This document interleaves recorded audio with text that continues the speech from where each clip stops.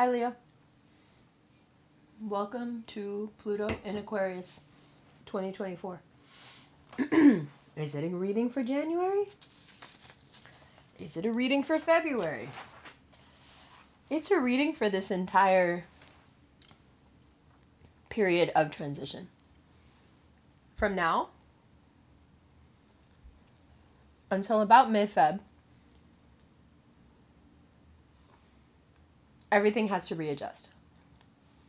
So I can give you my spiel first, if you'd like it, about what I think Pluto in Aquarius means. And then we can talk about specifically what it means for you. Leo rising, it's in your 7th house. Leo sun, it's right across from your sun. Leo sun, Pluto will be opposing your sun. Okay? So, Pluto in Aquarius says, all the old contracts are null and void. You know how you lease a car and then you have to give it back and then you lease a new one and the conditions and terms are completely different because it's a new model? In much the same way, everything has to be redone. It's like as if one day you opened your apps and your phone said that you need to reset every password you have. But to reset every password you have, you need to prove your identity again. Two-factor authentication is what we'll call this reading. So, for those of you who didn't know, I would just like to let you know before we begin that my younger brother passed suddenly over New Year's. And that is why I have not been around. My younger brother was not only my younger sibling, but he was my best friend. So it is a time of deep grief, loss, mourning, but also quite a celebration of life. And throughout the reading, I find myself in the readings now cluing you in to what life looks like post-loss and what it looks like to mitigate grief in a healthy way so you can move forward. And hopefully that will be helpful to you. Considering that we're talking about Pluto, I suspect that it will be. Now, before we begin, also I'd like to state that any fear-mongering or kind of ridiculous, doom baiting that might be going on in the astrology world about this transit is highly irresponsible. I am of the firm belief that although transits can help us find great insight into our lives, as does Jungian tarot give us insight into the state of our mind, I believe fully and wholly in one's destiny and one's fate.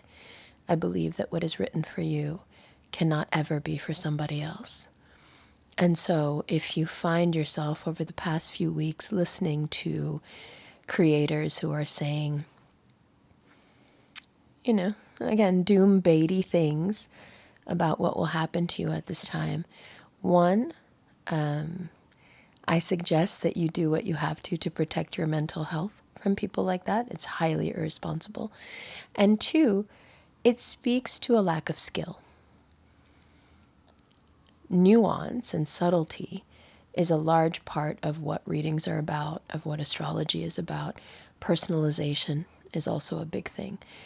I think why these readings seem to resonate with so many people is because there is attention paid to the fact that although you are quite a large group, within that there is a lot of nuance, and so some of you pick up on some of that and some of you pick up on the other, because according to where you fall in the month, what year it was, if we're looking at Chinese astrology, if we're looking at Vedic astrology, all of these things play a part in who you become. So whenever someone asks, oh, is it a blanket reading for all Leos? Leo sun, Leo rising, you will find quite a lot of benefit in this, but also a lot of hope. Excuse me. I find it disturbing and a bit sadistic, actually, to offer any sort of insight that is not coupled with hope. To me, that just seems like petty meanness masking as intelligence. So, having said all that, let's get into your reading for what happens from now until at least mid-February. But in some ways, this reading encapsulates what this transit will be like throughout the transit, which is long. Okay?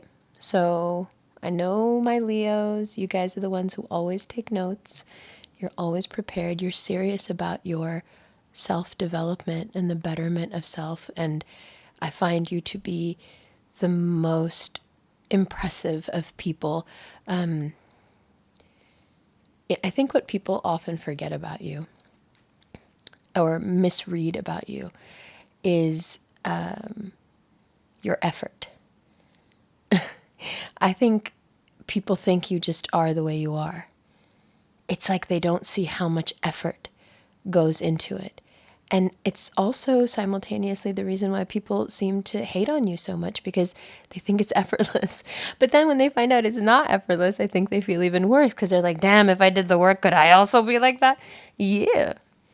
So let's delve now into a world that someone like you who knows how to make an effort and has a great work ethic can understand. And let's see if we can't break this Pluto transit down into bite-sized pieces that are easily digestible and usable and good for one, nourishing. Okay? Let's begin. This is a far cry from the Capricorn reading where I literally cried every 5 seconds. I am happy about this. Okay. Makes me happy. Ugh. I hate when little things rattle around. I actually get to the point where I want to just throw things when they start rattling around. I have such sensitivity to sound when it comes to grating sounds. Okay, here we go. Let me put on my glasses. Also, grief has made me a little bit weird. I think I'm funnier than I used to, which I don't know if that's a good thing. Okay, so, like I said, Pluto, Leo rising, moves into your 7th house on the 20th. But a half a day before that happens, the sun, your ruling planet, will move into Aquarius also. What does this do for you? Well, Leo sun. There is your ruling planet right across from you, opposing your natal sun. You fill up with energy. You feel so very good about where you're at. Things seem to be falling exactly into the places that you wanted them to fall into. You find yourself thinking, geez, I prayed for that. Or I really wanted that. I can't believe it's happening. I didn't even have to make that much of an effort. The opportunity just presented itself. And boy, is it a great opportunity. It's actually the kind of opportunity that may turn your whole feeling around about work and career and your own capability. This is a let's build my self-esteem type of season. And your self-esteem really is just shooting up. 8 of Wands. It's doing so very quickly. And what's really fueling this boost in self-esteem is that the good things that are happening, especially work-wise, they add to your stability. Home, stability, home life, cozy surroundings, feeling safe. This has become very important. And you're really focusing on investing in it. Not just with your money, but also with your time. Your priorities in terms of where, opportunity and money and success can take you has changed. Instead of those things taking you to, say, wilder shores or more indulgent shores, your success, the opportunities you receive, the very quick rise in your popularity, your finances, your security, your job security, your financial security, it makes you focus on the home. and it makes you want to invest in very wholesome things. And that's really nice, don't you think? So you have this period starting off with some like, whew, relief and rest. That was my whew. I don't know what that other sound was. Relief and rest. Now, for some of you, this is not very pleasant because it means that your ideas about some stuff have to change. And I know that I'm not supposed to harp on it, but your fixed sign stubbornness really hates that. It's not something bad, it's just something that has to be revamped from the ground up. Better to tear down the building and start again. So don't be afraid of this card. It's not that. It's not that things come crashing down, not at all. It's that certain ideas in your head no longer seem believable when all this good luck and security is coming in. So I would suggest that this is some layer of insecurity that you fall back on that makes you feel bad about yourself, but also feels weirdly comfortable. And when there is such direct action in the face of that insecurity that speaks to the contrary, I think it can be disconcerting, to say the least. It can be very confusing because you're used to drawing your worth from one particular aspect of life. And I don't think it has to do with work. So now, it could be looks, it could be sexuality, it could be, that thing where you want people to yearn for you and you want to be wanted. But this is very specifically about power and money and opportunity and work and safety and security. So to see the tower here means, despite my surroundings and my external telling me that everything is quite great, my programming is beginning to short circuit, because even though I can see all this happening around me and I can acknowledge it, inside I don't feel like I deserve it. I don't feel like I can follow through with it. If they only knew this or if they only knew that, they wouldn't be so nice to me. It's this kind of thing. Okay? Now, because the sun moves into Pluto a half a day before the sun moves into Pluto. Oh my God, that sounds terrifying. Because the sun moves into Aquarius half day before, and then we have Pluto following, there's a very good chance to connect with an energy that perhaps the first time you guys met was just like too much or not the right time, or it just didn't quite click the way you wanted. But it is very possible to be in contact with someone like that, someone from your past, where it wasn't, like you, if you had followed through on that connection in the past, it would have redefined you and you weren't ready for that. But I think now you might be. And although it may seem like a pay cut to go from the King of Wands to the Queen of Wands, and although you may have to do a lot of work for this person that you're connecting from the past, I would say, go with your gut on that. If the person from the past truly is as special to you as your feelings would have you believe, then of course you should give that person, some modicum of chance. Now, if that person happens to be a Capricorn, just be careful, because it feels like they have a lot of secrets, and I know you're not going to like that. Oh, well, what if I'm already with the person and I know they have secrets? What should I do? How can I get the secrets out of them? By pulling all the way back. When we stop asking questions, when we start pulling back, it naturally behooves the other person to reach forward to create some balance. Now, let's move on. This person that you're reconnecting with also is impressive in their own right. Just so it's stated. Now, let's continue. Mercury. Ha ha ha, Mercury. Mercury is making you wonder if your desires have a future at all. if you're not just throwing it all away with this one gesture. Do any of us have a future? Do your desires have a future? Are they worth having if you can't have them forever? These are big questions, very big questions that you're going to have to answer on your own. And in this case, you have very much the mind to do so. Very, very intelligent. Very much having the mind, especially when it comes to shit like this. You guys are real quick on this shit. Okay? Now,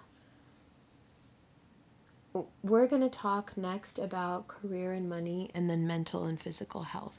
But before we do that, I just want to shuffle. Don't know why I almost said shovel. Yo, I've been forgetting words. That's the other thing this grief has been doing to me. I can't really pronounce things right. It's weird. Along with having panic attacks that I think are heart attacks. But that's okay. Don't worry about that part. I got that under control. But I would love to have, like, just a real kind of raw, honest pull of these cards to see.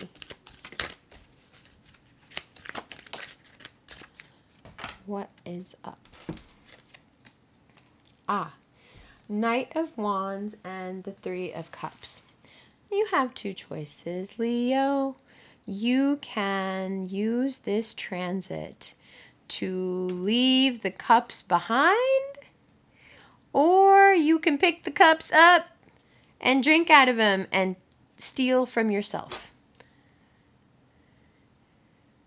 You are stealing from yourself.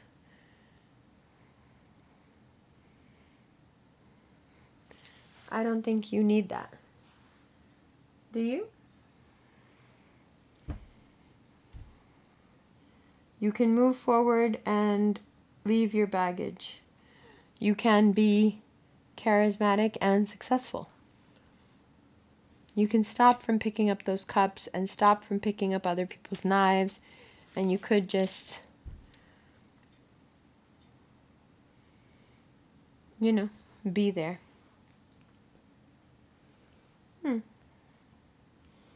Okay. So now we're going to do a little career and work. And that will be in the next section. So I'll say I love you here. I promise I'll be back on camera very soon. Just give me a few weeks to not be so puffy. Now that you have the cards in front of you, let me say a couple more things. It's easy as Pluto moves in across from you to feel like you need to push people into things, to feel like you need to be there to understand them. Sometimes in your need to understand people, you can actually push them away as well. Right? So if you found a new pace in life, if you found a new way to eat, if you found a new way to work out, that's really cool. But just stay in your lane. Don't let anybody push you, and you don't push anybody else. Then I think you'll be able to do it. Okay?